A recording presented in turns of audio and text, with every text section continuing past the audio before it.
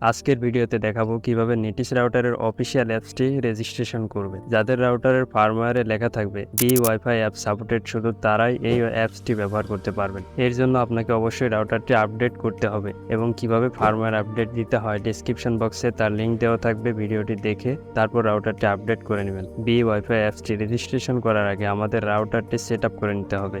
এর জন্য ওয়েবসাইটে গিয়ে রাউটারের পিছনে থাকা আইপি দিয়ে লগ ইন করতে হবে। এরপর আপনার পিপিওই লাইন হলে পিপিওই সিলেক্ট করতে হবে, আর যদি ওয়্যারলেস কানেকশন দিতে চান তাহলে ডিএইচসিপি অপশন সিলেক্ট করতে হবে। আমি যেহেতু ওয়্যারলেস কানেকশন দেব তাই ডিএইচসিপি অপশন সিলেক্ট করে দেব। এরপর রাউটারের নাম এবং পাসওয়ার্ড দিয়ে ইমার্জেন্সি আপডেট মার্ক করে সেভ করে নিব। রাউটারের নেট কানেকশন দেওয়া শেষ। ওয়্যারলেস কানেকশন ভিডিও আলাদাভাবে দেওয়া আছে, তাই আর ওই ভিডিওটি এখানে দেখাচ্ছে না। এরপর প্লে স্টোর বা অ্যাপ স্টোর থেকে বি ওয়াইফাই অ্যাপসটি ডাউনলোড করতে হবে। এরপর অ্যাপস ওপেন করে রেজিস্ট্রেশনে ক্লিক করে একটা জিমেইল দিতে হবে, আর পাসওয়ার্ডের এই জায়গায় 8 সংখ্যার একটা পাসওয়ার্ড তৈরি করতে হবে। 8 সংখ্যার নিচে হলে পাসওয়ার্ডটি হবে না। পাসওয়ার্ড দেওয়ার পর এখানে দেখেন কোড অপশন আছে।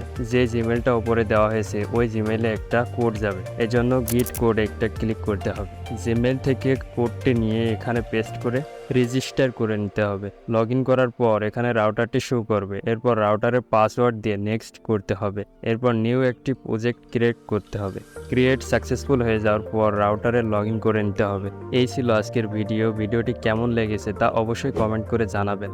আর পরবর্তীতে কোন বিষয়ে ভিডিও পেতে চান তাও আমাকে জানাতে পারেন। যে কোনো বিষয়ে ইমার্জেন্সি হেল্প লাগলে কমেন্ট বক্স থেকে ফেসবুক পেজে গিয়ে আমাকে মেসেজ করবেন। পরবর্তী ভিডিও আসা পর্যন্ত ভালো থাকুন, সুস্থ থাকুন। আল্লাহ হাফেজ।